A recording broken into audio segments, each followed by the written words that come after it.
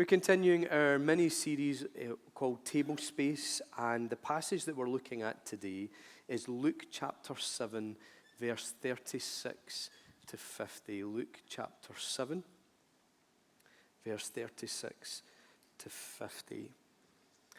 And the passage opens with this verse. When one of the Pharisees invited Jesus to have dinner with him, he went to the Pharisee's house and reclined at the table. Luke opens this passage by setting the scene for us. One of the Pharisees, that is one of the religious leaders of the day, has invited Jesus to have dinner with him. Jesus accepts the invitation, and he sits down at the Pharisee's dinner table, and little does the Pharisee know what he has set himself up for, because with Jesus, table spaces become transformative places. And this was the main thrust of our time together last Sunday. Last week, we kind of launched from the two times in Luke's gospel when Jesus calls out what he came to do. He says, the Son of Man came to seek and save the lost. And then elsewhere it says, the Son of Man came eating and drinking. These verses, we said, called out Jesus' mission and his method. His mission was to seek and save the lost, and the method he adopted to accomplish this was to occupy table spaces and turn them into transformative places. One theologian commented that in Luke's gospel, Jesus was either going to a meal, at a meal, or coming from a meal. So clearly this was a big thing within his ministry. And so between now and Easter, we're looking at the moments that Jesus sat down at table spaces and made them transformative places. And the passage that we read today begins with Jesus reclining at the dinner table. He's turned up for a feed. And this passage is familiar to us. It's one that when we read it, we tend to focus on the act of worship within this moment. And we're going to do that briefly as well. But this morning, we look at it slightly differently through our table spaces framework.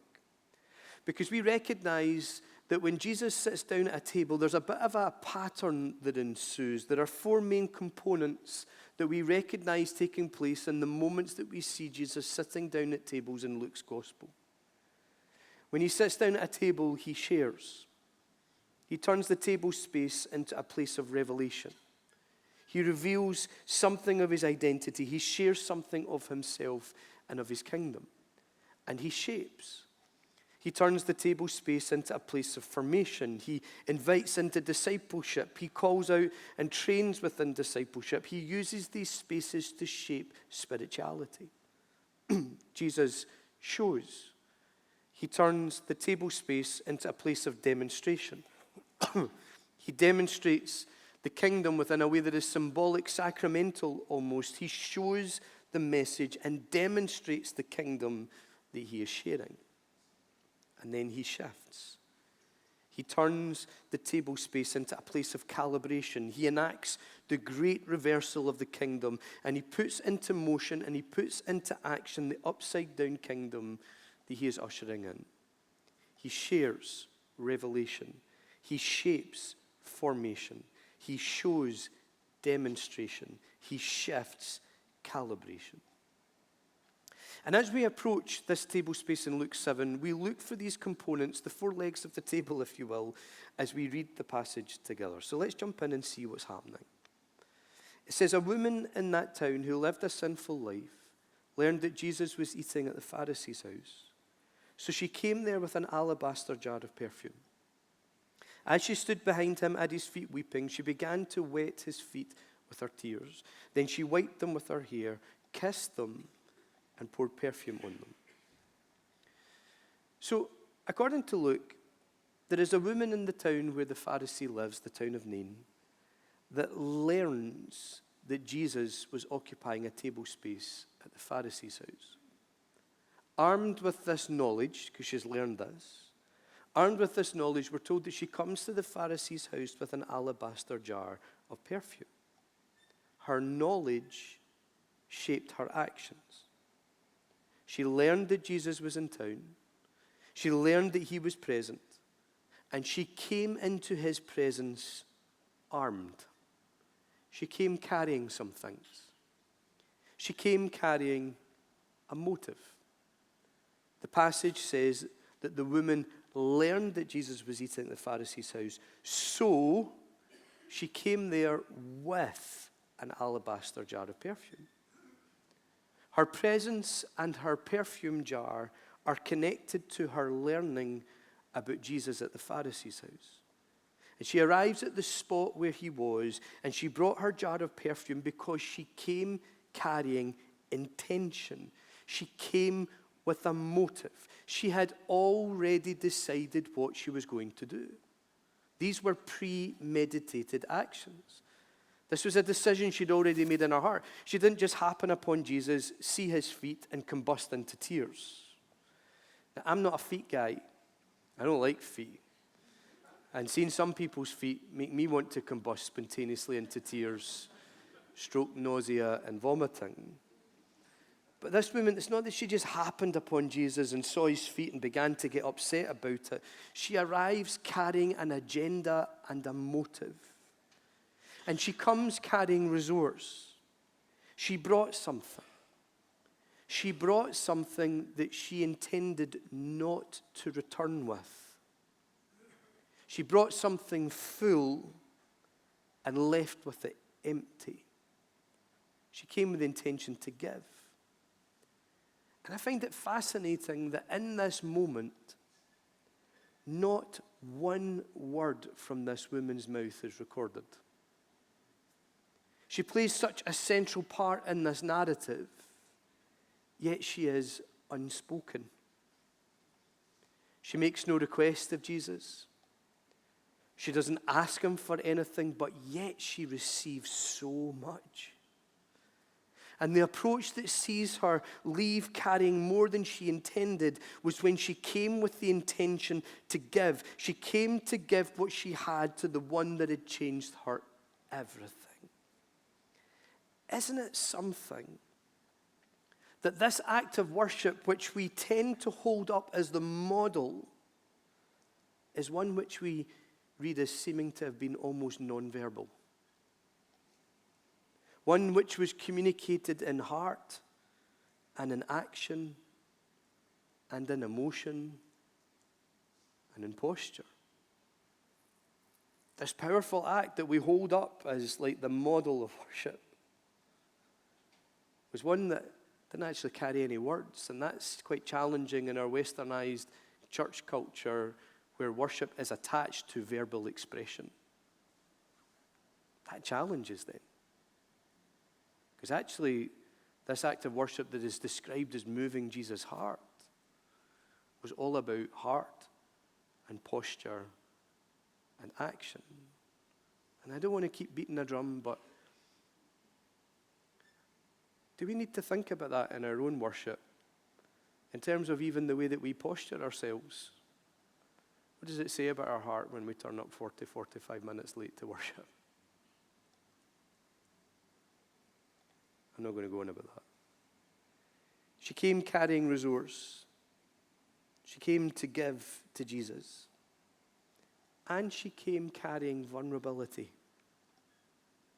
This woman is introduced to us by her reputation. We're told not her name, but that she is a woman that has led a sinful life in that town. She is known by her past actions. They speak of who she is to those who know her. But yet, we, thousands of years later, also know this woman through her actions.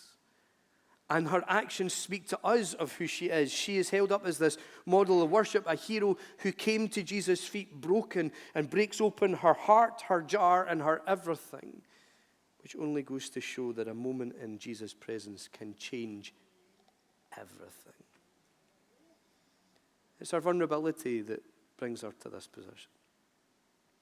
She pushes past the eyes of those in the room who instantly identify her by her sin. She comes to the Pharisee's house, a place where someone unclean like her would not be permitted nor welcomed. And she comes not seeking an audience nor looking for center stage. She stands behind Jesus with the motive of ministering to him. It's interesting that she doesn't come in and tap Jesus on the shoulder to let him know that she's there. She doesn't call on him. She doesn't draw his attention. In fact, the way this is written, it almost reads as though the first Jesus became aware of her presence was when he sensed something at his feet. I can't help but feel challenged by this.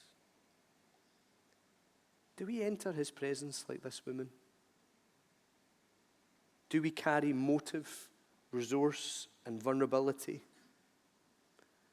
Do we carry intentionality, a heart to give, and a posture of humility? There is no doubt our approach saw this table space become a transformative place. She wet his feet with her tears. She wipes them with her hair. She kisses his feet with her lips. She pours perfume on them. And this methodical approach shows not the meltdown or undoing of a woman in the throes of a frenzied breakdown, but it shows one coming in carefully considered adoration and demonstrative devotion. This very quickly becomes the focus of the entire room. Luke tells us, when the Pharisee who had invited him saw this, he said to himself, if this man were a prophet, he would know who is touching him and what kind of woman she is, that she is a sinner. Here, we're actually given a gift. We see through the eyes of the Pharisee. In this moment, the lens that we're looking through changes. It changes from the bird's eye perspective of the narrator, setting the scene up for us, telling us everything that's going on, to we are now looking at this scene through the eyes and the mind of the dinner host, the Pharisee. And it says, when he saw this, he looked at the woman at the feet of Jesus with the hair and the tears and the kisses. And it sparked a thought process within him. And we're told how he processes and analyzes this moment. If this man were a prophet, he would know who is touching him and what kind of woman she is, that she's a sinner. Here's what he sees. He sees a woman touching Jesus. A huge taboo in those times. He sees a woman whose hair is undone, an even bigger taboo. In biblical times, a woman tied up her hair on her marriage day almost and only uncovered it for her husband in intimacy. This woman undoes it for the rabbi. And she undoes her hair in public. And more than that, she's kissing his feet and she's pouring perfume on them and she's rubbing them. This is a sensual act. An erotic act almost. There's a word you never thought you'd hear in church. And the Pharisee is caught up on this level of touch because it's the first issue he takes issue with in his thought process. The first thing he identifies. First thing he says, if this man is a prophet, he would know who is touching him. Touch is the biggest thing in his mind at the moment. And then he sees through her hair and her tears. And he recognizes the identity of the woman. And he immediately categorizes her. Stereotypes her, labels her. She is a kind of woman. She is a sinful woman. And this woman's presence and her identity and her actions shape what he processes about Jesus. If he were a prophet, he would know what I know. And he would see this the way I am seeing this, with the spiritual complications and the cultural taboos and the way that this is just downright inappropriate and wrong. This woman is ceremonially unclean, for goodness sake. For a group of people who were fixated at cleaning their cups and their dishes and their spoons and their forks before eating with them, then this is just off the charts. They've got to clean their cups to preserve their spirituality. Then what is happening right now is just like 50 shades of wrong. And then Jesus speaks. And as he does, he begins to shape. Simon, I have something to tell you. Tell me, teacher. There's formation happening here. There's some training and discipleship. Jesus answers the disciples' inner thoughts, the inner dialogue that questions the identity of Christ. If this man were a prophet, he thinks to himself, does that suggest that this is what the Pharisees trying to assess? Was he considering this about Jesus? Is this why he invited him over, because he wanted to check him out and to try and explore for himself whether he was a prophet or not? And what I love is that not only does Jesus answer him, and that itself is something, he answers that which hasn't been spoken out with the confines of this man's mind. He is indeed proving the prophetic nature of his identity. But more impressive, I think, is the fact that Jesus is described as answering him and not rebuking him. He doesn't tell him off. He doesn't go full tonto. He doesn't get angry that his very identity and nature and integrity has been questioned. Instead, he responds by teaching him. This is discipleship. Remember, we said last week to be a disciple was to align with a rabbi's teachings and approach to life. Jesus here begins to shape the Pharisee because he's teaching him. And he teaches him. He doesn't just tell him the answer, i.e., I am prophetic because I know what you're thinking. Let me teach you a lesson. No, what he does is he tells this Pharisee this mini parable, and then he ties it into the actions of the woman, making it a phenomenal, spontaneous object lesson. He even tells the story, and then he asks the Pharisee a question to ensure that the Pharisee is picking up what Jesus is laying down. Those who are teachers in the room will understand this is about assessing learning. He's asking questions to gauge his learning. And then he gives him feedback. And he affirms his understanding. This is Jesus in classic teacher mode here. And here's the parable he tells him. He says, 2 people owed money to a certain moneylender. One owed him 500 denarii, the other 50. Neither of them had the money to pay him back. So he forgave the debts of both. Now which of them will love him more? Simon replied, I suppose the one who had the bigger debt forgiven. You have judged correctly, Jesus said. Jesus is in teaching mode here.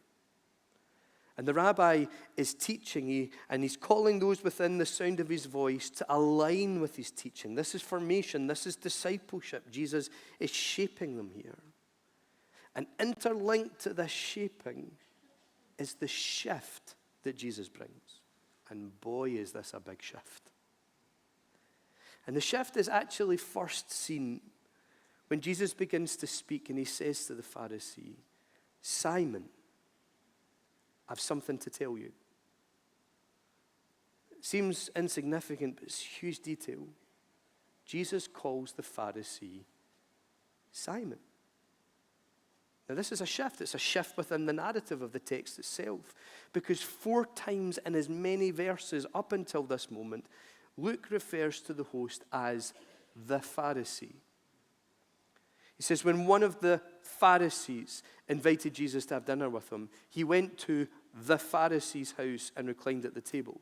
A woman in town learned that Jesus was eating at the Pharisee's house, so she came there. When the Pharisee who had invited him saw this, he said to himself, if this man were a prophet.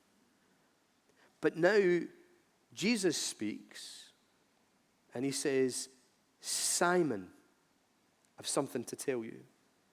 Here's the shift. He's shifting from labels to people.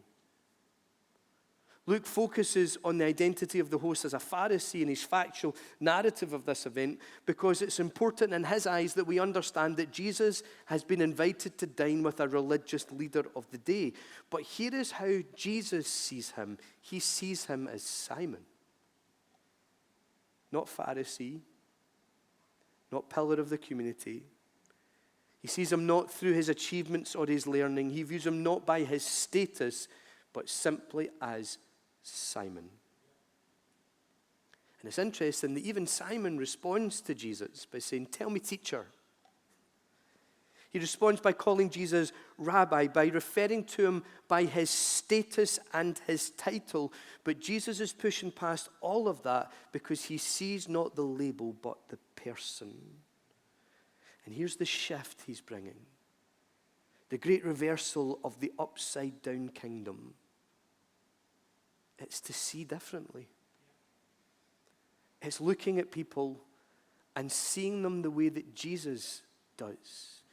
Not through the lens of faults and errors, mistakes and reputation, not by type or kind or ilk, but seeing them and seeing the potential that only grace can awaken. Luke tells us Jesus turned toward the woman and said to Simon, "Do you see this woman?" Well, we're like, well, yeah, he does. If you read the story, Jesus, then you would know that Jesus saw the woman. When he saw this, he was like, surely he knows what kind of woman's touching him. He's seen the woman. But notice this passage specifically says is that when the Pharisee saw this. What is amazing is that in those verses we're told what Simon saw, and we're then told how he processed that, what he thought of that. Now, as Simon is invited to see the woman, what we're actually told is how Jesus sees this and how he processes this. And with this invitation comes a shift towards calibration. The verses before tell us when the Pharisee saw this. But it's almost as though Jesus is now inviting Simon to see this. Not the Pharisee, but Simon. To look not through the eyes of the Pharisee, but to look through the eyes of Simon. To see this not in his identity of religious leader, but instead through the lens of the image that he was created to carry. He says to Simon, see this woman, and actually let me help you see her. Let me help you to see her as I see her. Let me give you a different perspective on this. Let's look beyond status and let's see heart. As I have stepped into your thoughts and your knowledge, you thought to yourself, if this man were a prophet, as I have now stepped into your thoughts and your knowledge, let me now bring you into my thoughts and my knowledge. Let me shift your lens and shape you as a person in the process. And as he does, Jesus shows the kingdom. He says, do you see this woman? I've come into your house. You didn't give me any water for my feet, but she wet my feet with her tears and wiped them with her hair. You did not give me a kiss, but this woman from the time I've entered has not stopped kissing my feet. Gross. You did not put oil on my head, but she's poured perfume on my feet. Therefore I tell you, her many sins have been forgiven, as her great love is shown. But whoever has been forgiven little, loves little.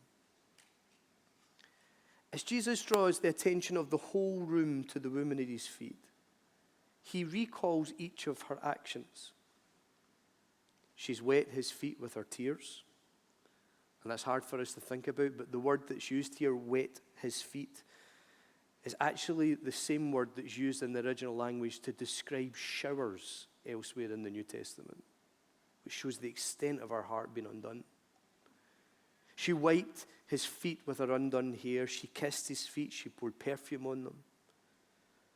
And what appears scandalous to those present, these outrageous, egregious, shameful actions, are those that Jesus interprets for his host and his assembled guests.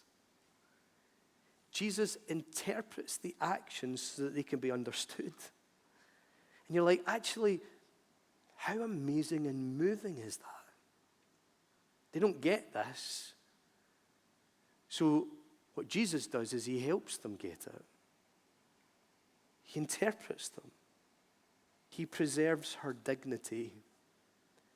She comes vulnerable to his feet, and he protects her in her vulnerability, and he protects her dignity by interpreting her actions in such a way that shift comes again, a shift from scandalous to stunning, from outrageous to outstanding, from broken to beautiful. And what this teaches us is that we can trust Jesus with our vulnerability.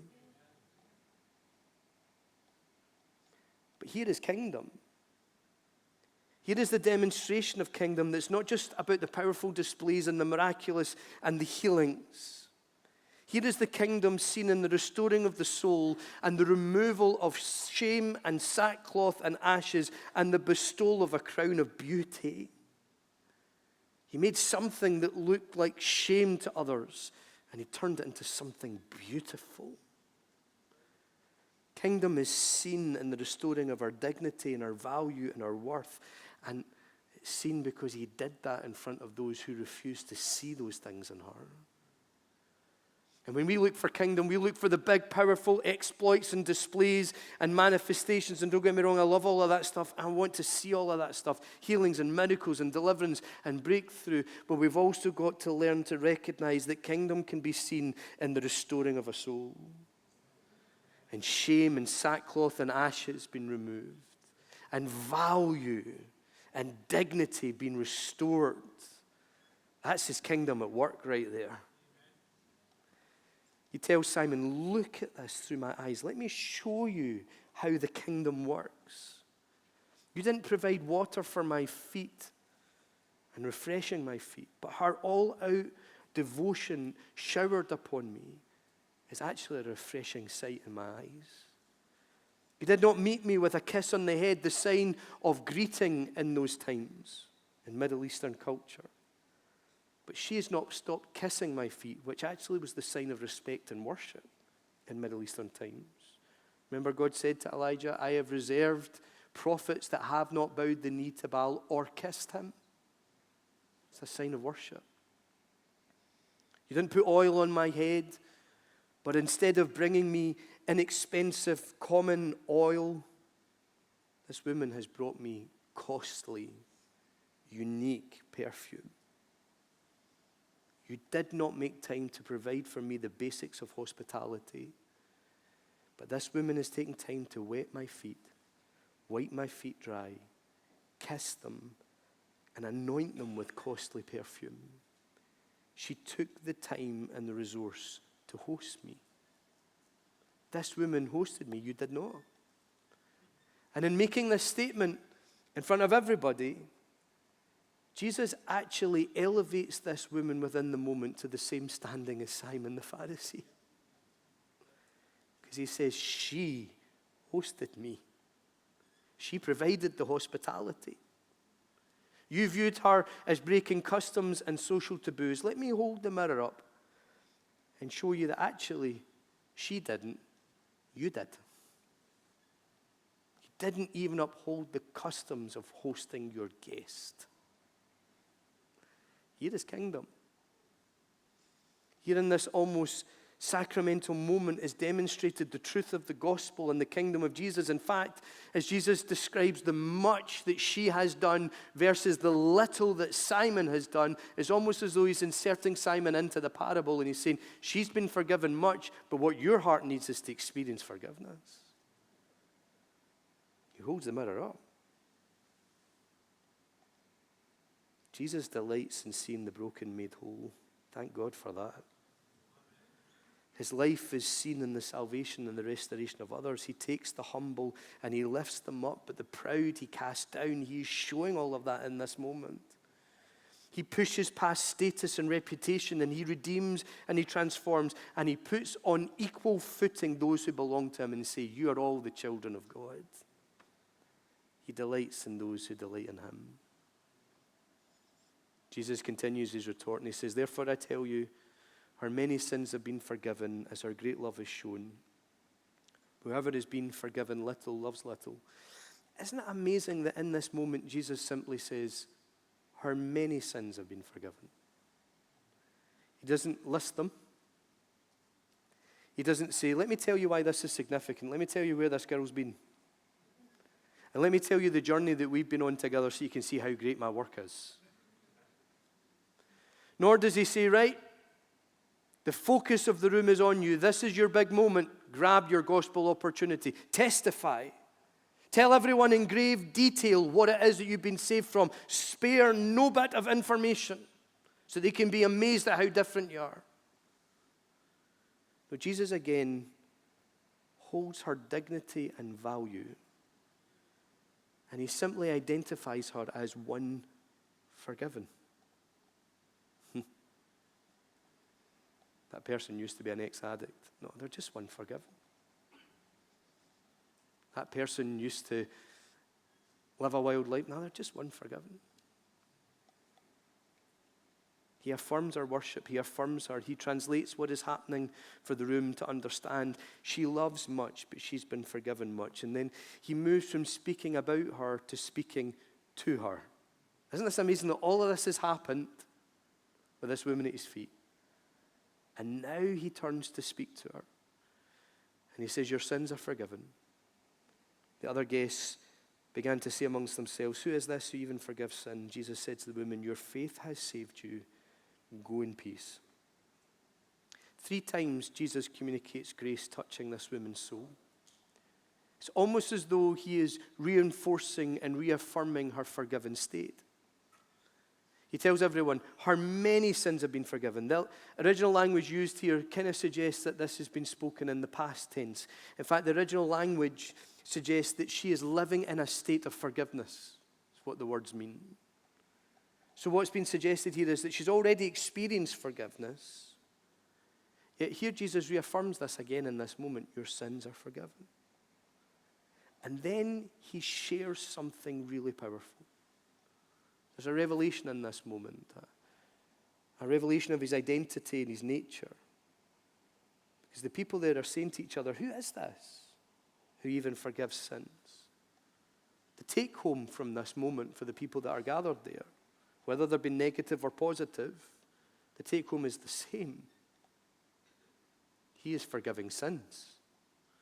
Whether they're saying, who is this who thinks he can forgive sins? Or whether they're saying, who is this who even forgives sins? The point is that what they're taking from that moment is that Jesus has announced forgiveness of sin. Because he is the forgiver of sin. The power of forgiveness belongs to Jesus. And the right to forgiveness does not live with religious leaders or spiritual snobs who categorize people and label them. The right to forgiveness lives with him because it belongs to him. And so Jesus shares further what that involves. He says, woman, your faith has saved you. Go in peace. He releases her into the new covenantal blessing of shalom. He releases her from her shame and her past and her reputation. And in front of everyone, he says to her, go into peace because your faith has saved you. The big revelation that he shares, the huge shift that he brings, the shaping that is released in this moment, that which is shown to all, is this. Faith saves, not works. Your faith has saved you. It's faith that saves, not works. Not that which is external to you, not your rules and your regulations and your washing of your cups and your spoons. Faith in Jesus and the power of his forgiveness is what saves. And here's what it looks like. It looks like being released into a life of peace. Truly, Jesus turned this table space into a transformative place. And all he did was sit down at a table to which he was invited. Amazing things happen when we set up table space and invite Jesus to take his place. So let me challenge afresh. Who are you inviting to a table? What table space are you setting up? And as you do, why don't you invite Jesus to take his place in that moment and see what he does as he transforms that space into a transformative